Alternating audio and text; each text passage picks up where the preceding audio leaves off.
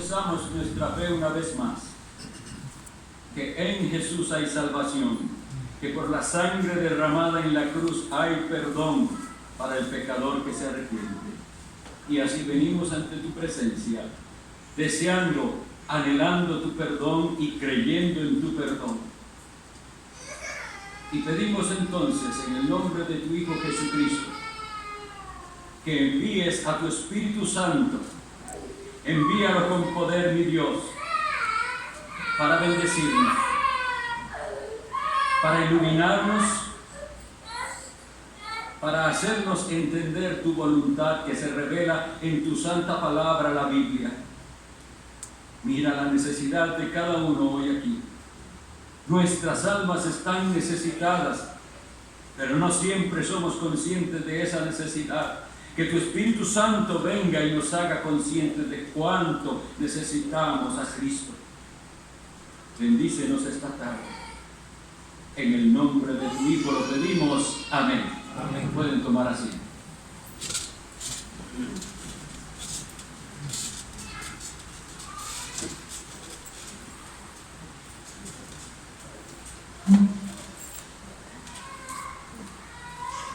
Los invito a abrir la Sagrada Escritura en el Evangelio según San Marcos, capítulo 1.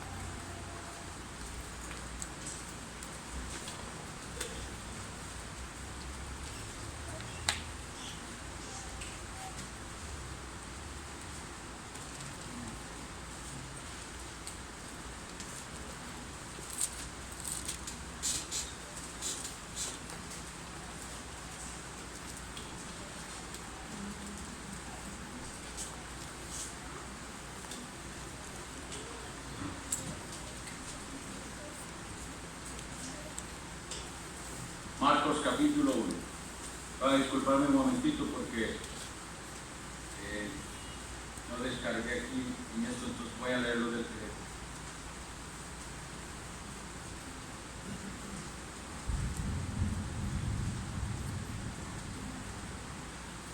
Ahora sí.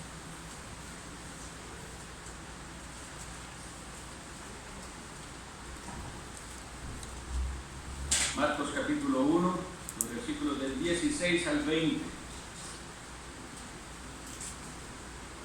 Dice así la palabra de Dios. Andando junto al mar de Galilea, vio a Simón y a Andrés su hermano, que echaban la red en el mar, porque eran pescadores. Y les dijo Jesús: venid en pos de mí, y haré que seáis pescadores de hombres. Y dejando luego sus redes, le siguieron.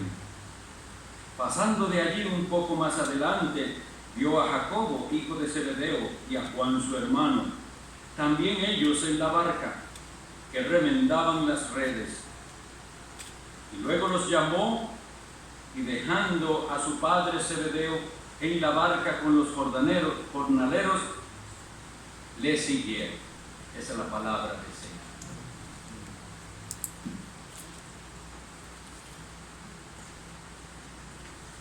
Hemos querido, los pastores, que en las tardes se esté exponiendo el Evangelio de Marcos, no sé si todos los domingos, pero ha sido asignado a todos los que estamos ayudando en la obra que en la tarde veamos todo el Evangelio de Marcos. Entonces les animo a si les es posible, estar en todas las exposiciones, porque al final tendremos un panorama más claro de todo lo que enseña este precioso Evangelio. El Evangelio, el relato de la vida y obra de nuestro Señor Jesucristo. Eso es una manera de expresarlo al menos.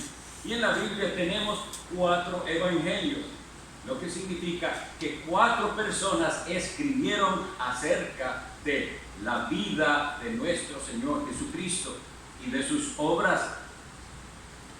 Tenemos el primer evangelio Mateo, el segundo Marcos, el tercero Lucas y el cuarto el evangelio de Juan. Sin embargo, a veces, por falta de conocimiento, algunos encuentran contradicciones en los evangelios. sin entender que los evangelios son relatos desde la perspectiva de diferentes testigos.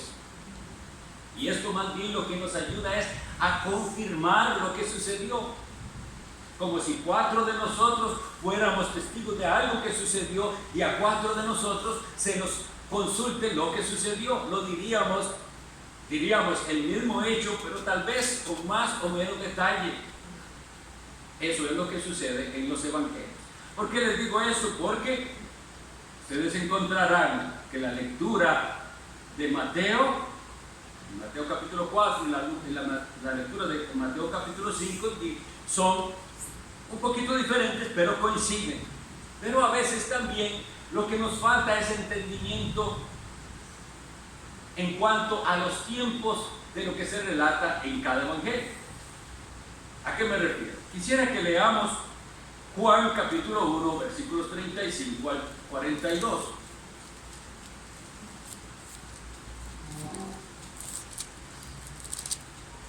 Juan capítulo 1, versículos 35 al 42.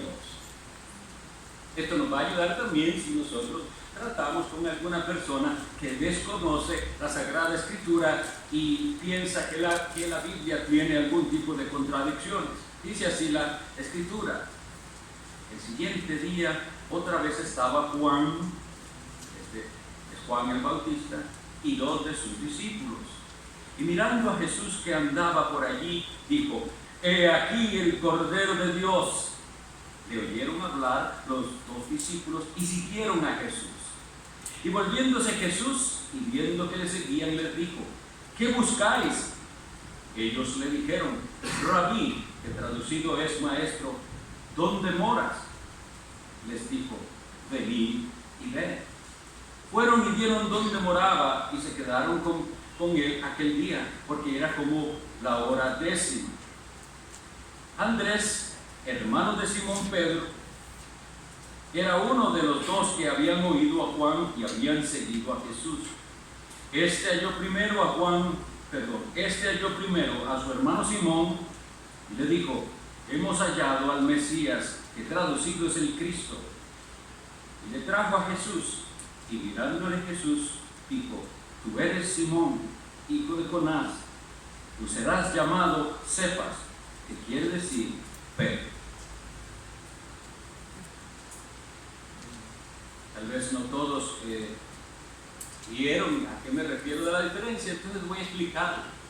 En el relato de Juan, Andrés es el que le está diciendo a su hermano Simón que venga a conocer, a seguir a Jesucristo.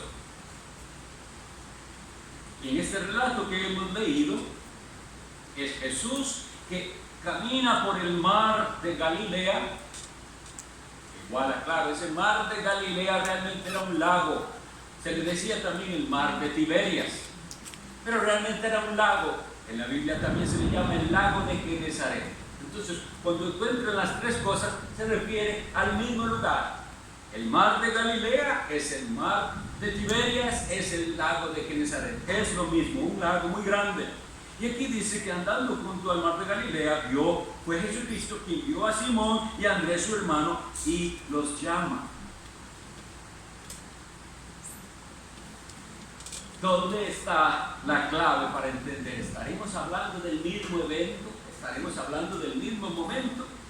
Bueno, la misma Sagrada Escritura nos ayuda. Nos devolvemos un poquito y en el versículo 14, estamos en el Evangelio de Marcos, nos dice: después que Juan fue encarcelado, vino a Galilea predicando el Evangelio del Reino. O sea que este evento que tenemos aquí de Marcos capítulo 1 es después que Juan el Bautista fue encarcelado. Pero lo que leemos nosotros en Juan no estaba encarcelado. ¿Ven cómo son 2 eventos diferentes? Entonces este evento que nos relata Marcos es mucho después de aquel otro evento. Sí, ya habían conocido a Jesús, sí, ya había habido ese encuentro inicial, pero este otro que está descrito aquí es un llamado diferente y de eso vamos a estar hablando hoy.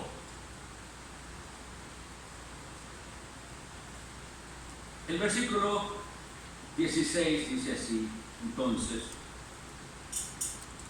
andando junto al mar de Galilea, vio a Simón y a Andrés, su hermano.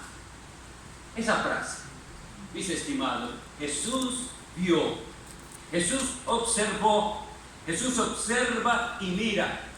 Y no solo Él, como correctamente creemos y que nos enseña la Biblia, que Él fue verdadero hombre, fue Dios hecho hombre. Y como hombre veía con sus ojos naturales. Él observaba, caminando observaba. Pero Jesús veía mucho más allá de simplemente lo físico. Veamos por favor lo que dice el Evangelio de Juan capítulo 2, versículo 24. Juan 2:24 nos ayuda a entender lo que quiero expresarles.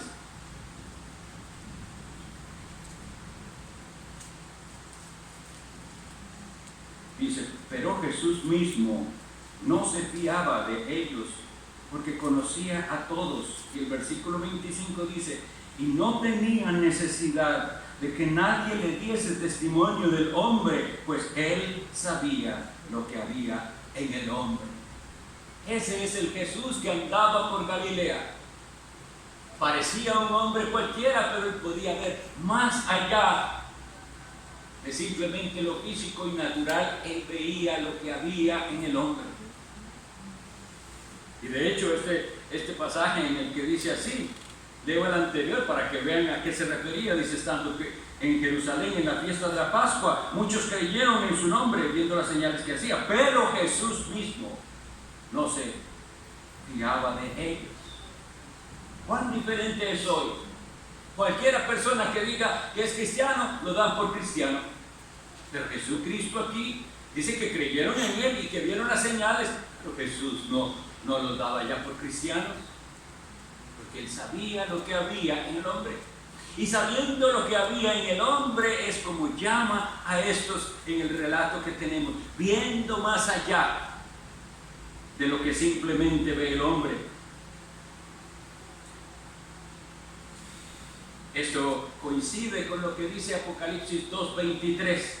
Nuestro Señor Jesucristo mira hasta lo profundo, y así se describe Él en el libro de la Revelación o el Apocalipsis capítulo 2 versículo 23, cuando le escribe a la iglesia en Tiatira y está anunciando un juicio sobre un pecado que hay en esa iglesia. Dice, a sus hijos heriré de muerte, y todas las iglesias, oigan hermanos, todas las iglesias sabrán que yo soy el que escudriña la mente y el corazón.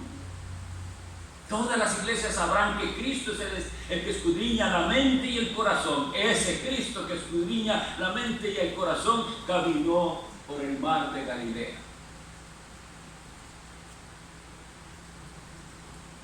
Ese maravilloso Mesías tiene las mismas características que nos describe el profeta Jeremías de Jehová cuando dice en Jeremías 17:10,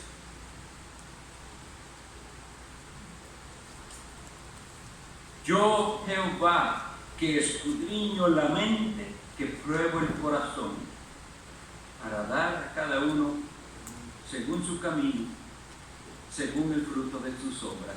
¿No vemos una coincidencia preciosa en lo que dice Cristo a la iglesia en Tiatira?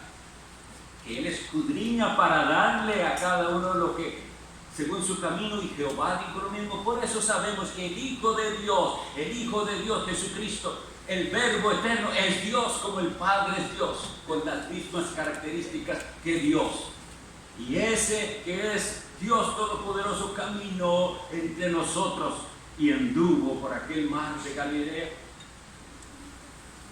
Y vio a Simón y a Andrés su hermano que echaban la red en el mar porque eran pescadores. ¿Y qué pudo ver en ellos? ¿Qué ve Cristo en aquellos a los que llama? Sabemos que hay quienes se engañan a sí mismos pensando que Dios vio algo bueno en ellos. Lo que pasa es que eso no es lo que la Sagrada Escritura dice del corazón humano. Cuando nosotros nos enfrentamos a la ley de Dios y vamos realmente a su palabra nos hace ver que no hay nada bueno en nosotros dignos de que el Señor se fije. Y eso, mis estimados, hace más grandioso y más precioso el llamamiento. Que no había algo en nosotros dignos de que fuéramos llamados y Él nos llamara. Y que esto es así. ¿Qué clase de hombres? Pescadores, llamados según los judíos hombres del vulgo, así les llamaron en los Hechos de los Apóstoles capítulo 4 versículo 13. Se asombraron porque una vez que el Espíritu Santo vino y ellos estaban con denuedo, es decir, con valentía, predicando la palabra de Dios y defendiendo la verdad, los principales sacerdotes y los ancianos en Israel se asombraron. Y eso lo pueden leer ahí en Hechos 4:13 y dice: ¿de dónde tienen estos conocimiento? Si son hombres sin letras, es decir, no tienen un alto nivel académico, sin letras y del vulgo. Lo que esa palabra significa del vulgo es hombres comunes y corrientes. ¿Quiénes son? A estos escogió el Señor. Un fragmento de la Sagrada Escritura que nos dice de una manera preciosa esto de la escogencia de Dios. Lo leemos en la primera carta a los Corintios. Pablo a los Corintios, en su primera carta, capítulo 1, versículo 26 en adelante, dice así. Primera a Corintios 1:26.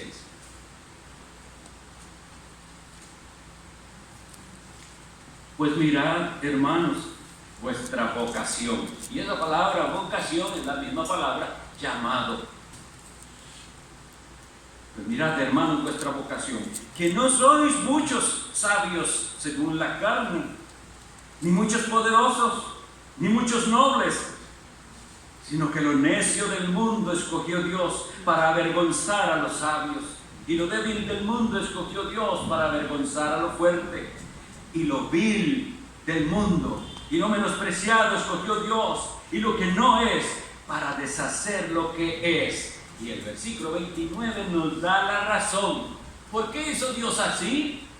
A fin de que nadie se jacte en su presencia.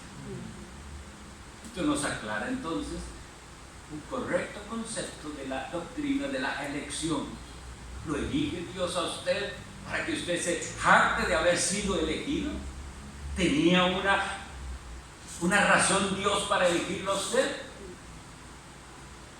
Según lo que vemos aquí, no. Y lo hizo Dios así para que nadie se jacte en su presencia. El correcto entendimiento de esta preciosa doctrina lleva a los que lo entienden a un amor más profundo y a una humildad mayor. Así debe ser. Pregúntese entonces usted, si usted dice haber entendido esta preciosa doctrina, si eso le llevó a amar más al que lo llamó y a ser más humilde. Porque aquí dice que no fue por nada en usted, sino que lo vil del mundo. Ese soy yo. Lo vil del mundo y lo que no es, para deshacer lo que es. Bueno, pues llamó a unos pescadores. ¿Y a qué los llamó? Porque vimos que ya le conocían. Según lo que dice Juan, vean que en el relato de Juan el Bautista estaba. Y él fue el que les anunció: he aquí el Cordero de Dios que quita el pecado del mundo.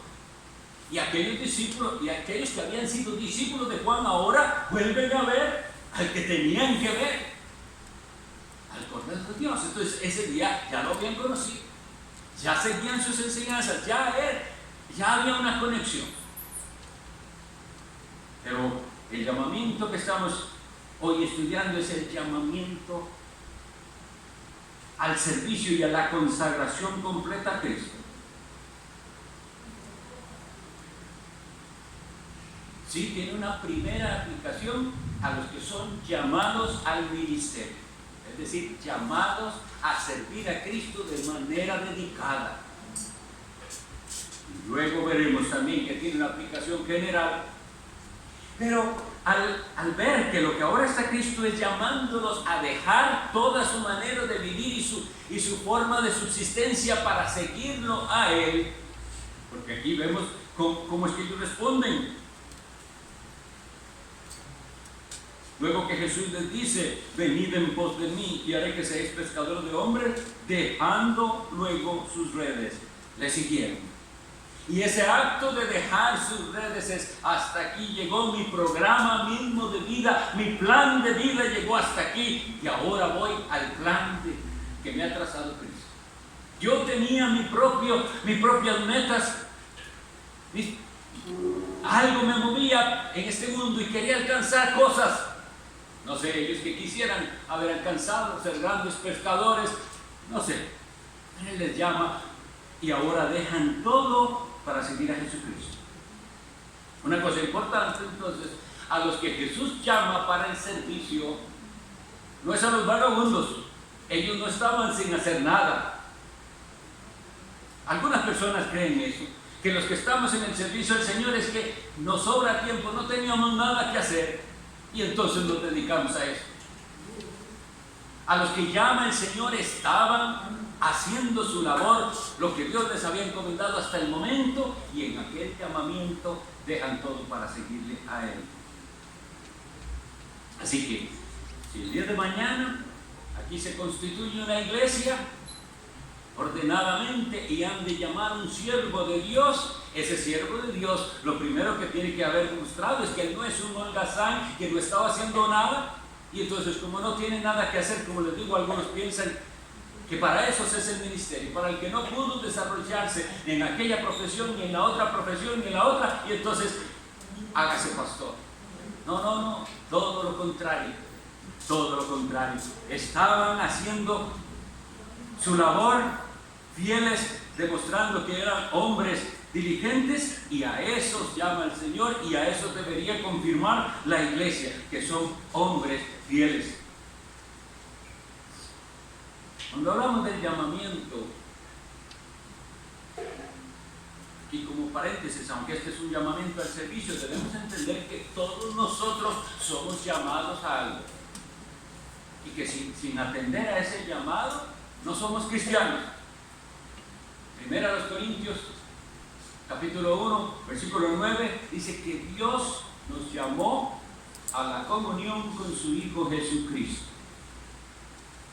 La comunión significa ese compañerismo, esa unión, esa participación de Jesús. A eso llama Dios a los suyos, a esa unión y comunión con Jesucristo. Y eso es lo primero. Ese es el primer llamamiento. Otra de las características que podemos ver en este llamamiento que está aquí, donde llama primero a Simón y a Andrés, y pasa un poco más adelante y ve a otros dos hermanos, a Jacobo, hijo de Zebedeo, y a Juan, su hermano.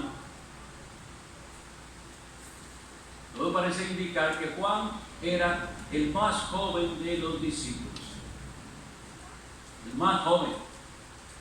Y también todo parece indicar que Pedro era posiblemente el mayor de aquel grupo de discípulos que eventualmente el Señor llamó apóstoles.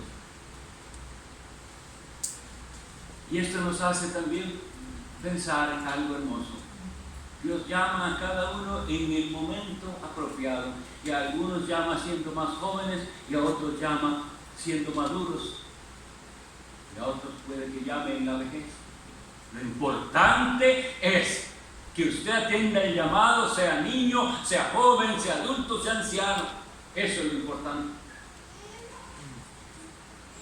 De hecho,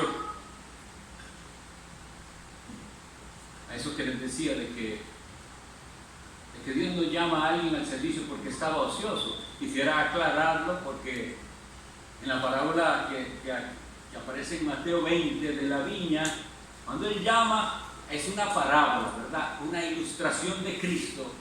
Él llama a mucha gente a trabajar en su viña, y a uno los llama muy tempranito en la mañana, y otros como al mediodía, y otros a la tarde, y a otros al final de la tarde. Y en esa parábola sí dice que el que contrataba encontró algunos ociosos. Y a esos también los llamó. El Señor no hace acepción de personas y llama a toda clase de personas de diferentes edades, de diferentes contextos. Y esto es, mis estimados, maravilloso. Esto nos debe hacer entender y creer que no tiene por qué usted quedarse fuera. No tiene que poner excusa de que usted no pueda hacer un llamado. Porque Él nos ha demostrado en la Sagrada Escritura que de toda clase de personas. Incluso cuando leímos ahí en Corintios que dice, no muchos sabios, pero bueno, no muchos, pero algunos sabios también son llamados. ¿No es esto hermoso? Sí, está bien, no a grandes intelectuales siempre, pero algunos intelectuales también los llama Dios. No a muchos ricos, pero hay ricos a los que Dios llama.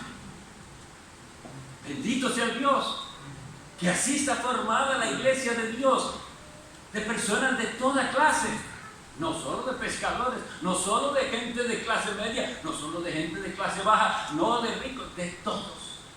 Eso es lo hermoso cuando nosotros pensamos en aquella multitud que se describe en Apocalipsis. Dice que Juan vio una multitud de toda tribu y lengua y pueblo y nación. ¿Quiénes son esos? Los que atendieron aquel llamado.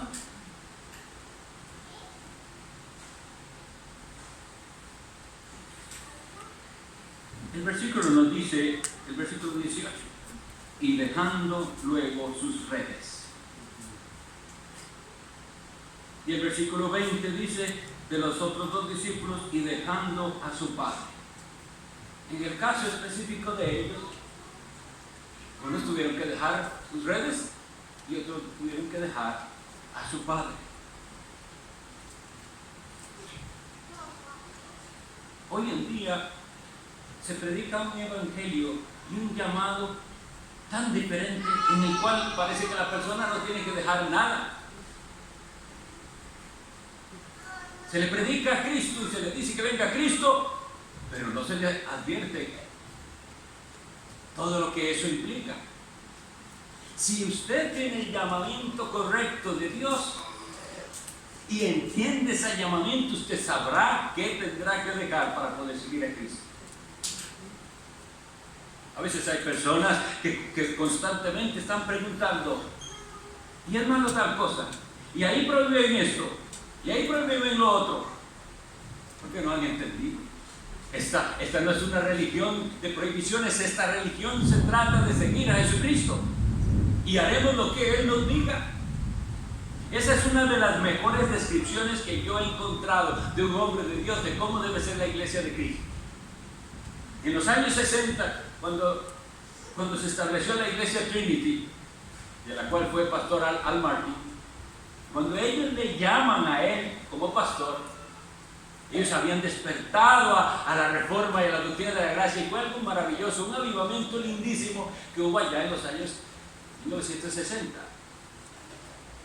Y él había renunciado de su denominación, diciendo, yo ya no puedo ser pastor, los amo mucho y todo, pero ya yo no creo esto que nosotros predicábamos. He sido convencido de algo muy importante en la verdad del evangelio. Y entonces él se aparta.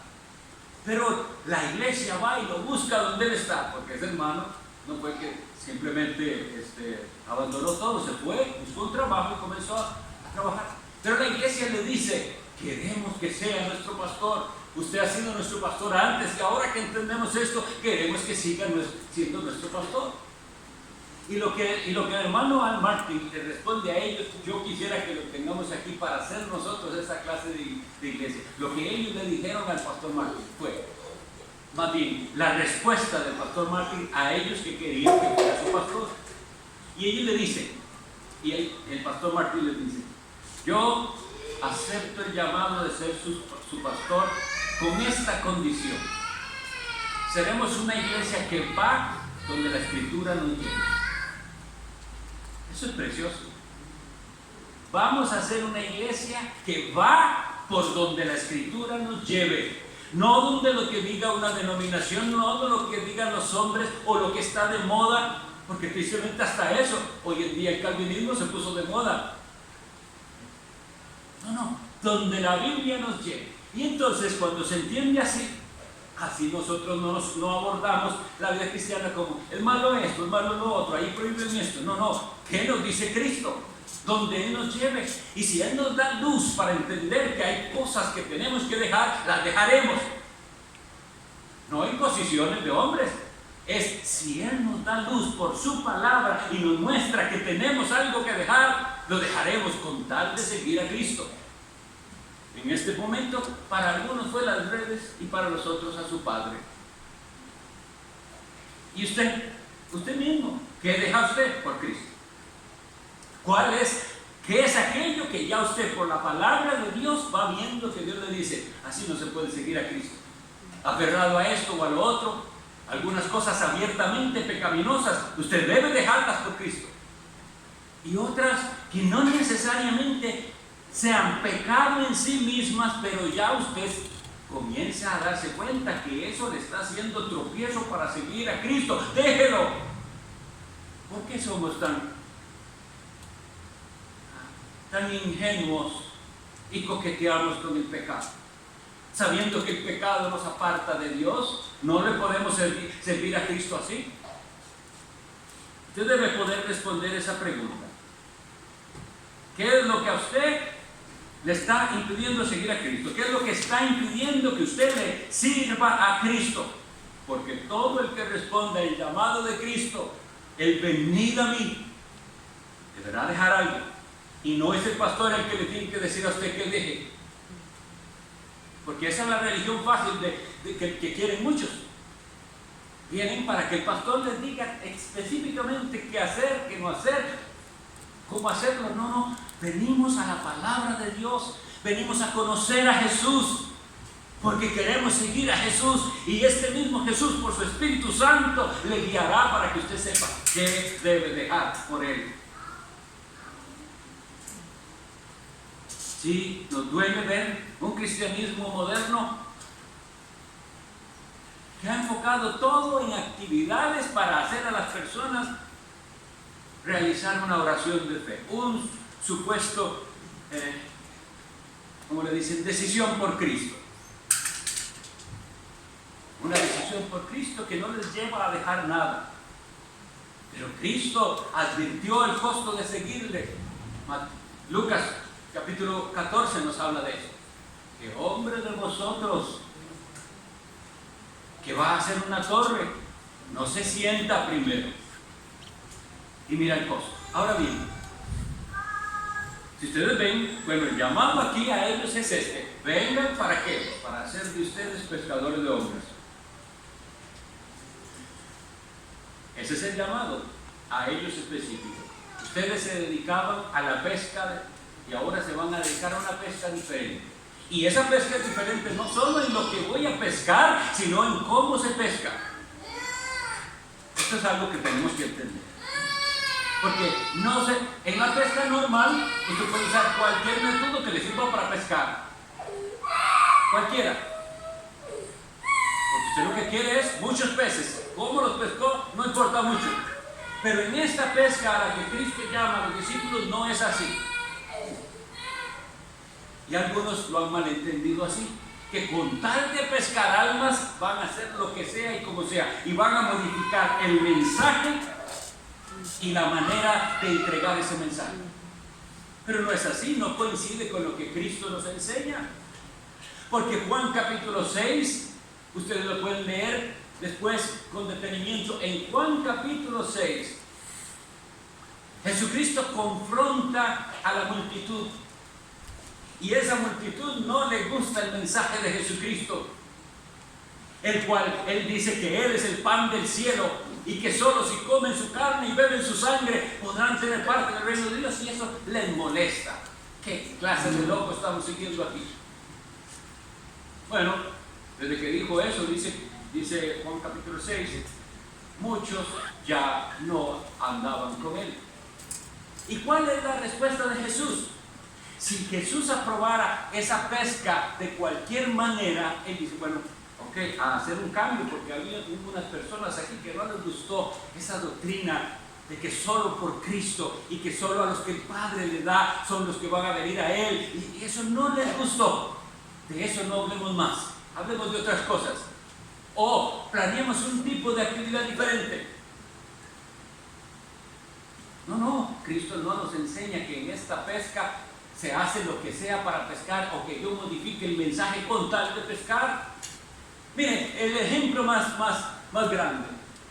¿Ustedes se acuerdan cuando Jesucristo alimentó primero 4,000, luego 5,000, con unos pocos peces y panes? Hizo ese milagro maravilloso.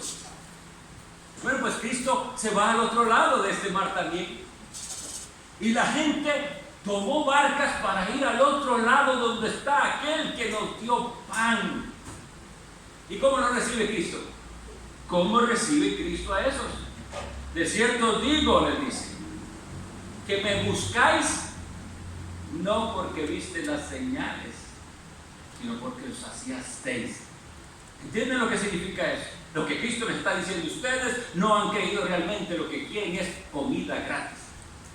Ahora, no era el mejor momento para decir, bueno, ahora que tenemos una buena multitud, no los tratemos, que nadie se nos vaya, ya tenemos buena multitud. No, pues Jesucristo lo que dice es a sus discípulos que vienen y en este momento se dan cuenta de que hay gente que ya no sigue a Cristo. Jesús responde a los discípulos: ¿queréis hijos también vosotros? ¿Queréis hijos también vosotros? Entonces no. En esta pesca solo hay un mensaje y un método. El mensaje es el Evangelio de Jesucristo. La palabra se predica centrada en la persona y la obra del Hijo de Dios Jesucristo. El pecador es llamado al arrepentimiento, a dejar su pecado y el mundo para seguir al Salvador. Ese es el único anzuelo verdadero aprobado por Dios. Si usted usa otro anzuelo, va a pescar y le va a ir mal. Pero si usted usa ese anzuelo de Dios, el Evangelio, vuelvo a repetirlo, centrado en la persona y la obra de nuestro Señor y Salvador Jesucristo, en el llamado al pecador que sepa que sí hay esperanza para él si se arrepiente y cree en Jesús,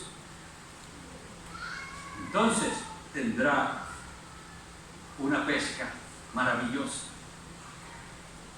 Ese es el método de Dios. No debemos modificarlo. Y como les decía, aunque todos no estamos llamados al ministerio, todos estamos llamados a servir a Cristo, con los diferentes dones que Él dio a cada uno. No hay escapatoria, no hay cristiano nivel B o clase B en el que se libra de todas las responsabilidades. Todos llamados a seguir a Jesucristo. Pero si usted no entiende bien esta doctrina preciosa del llamado, podrá cantar este cántico diciendo: Señor, yo no tengo nada para darte. ¿Qué es lo que le ofrecemos a Cristo? Nuestra vida. Saben de que si de alguna manera podemos ser útiles, fue porque Él nos dio esos dones para ser útiles. Entonces le servimos con amor, humildemente y por gratitud. No nos estamos ganando la salvación. La salvación fue comprada por la sangre preciosa de Jesús en la cruz del Calvario. Consumado es, dijo Él. Pero aquellos que entienden eso, que la obra de salvación ha sido consumada y que se me llamó a mí, vil pecador, ignorante, necio, ciego, y me llamó a mí. ¿Cómo responde el pecador? Dejando su camino y siguiendo al único que es el camino y la verdad y la vida. ¿Ha respondido usted el llamado? ¿Cuánto más tiene que pasar para que responda? Es un llamado a dejarlo todo por Cristo. Y si así se constituye una iglesia de gente con esta convicción, esa es la gente que impactará a este mundo que está perdido. Oremos.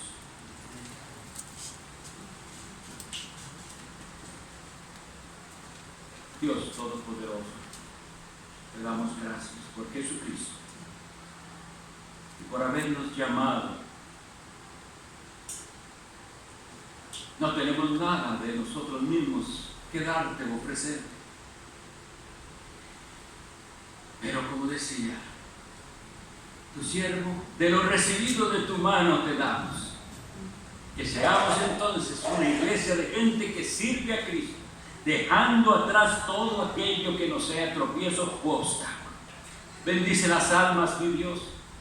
Bendice las almas. Hemos pedido que tu Espíritu Santo venga, actúa, mi Dios, en las conciencias, en los corazones. Gracias, Señor, por el Espíritu Santo que actúa en los tuyos. Y apiádate de muchos. Bendice esta obra que tú nos has concedido abrir aquí en San José. Bendícela. Para la gloria del Salvador Jesús lo pedimos. Amén. Amén.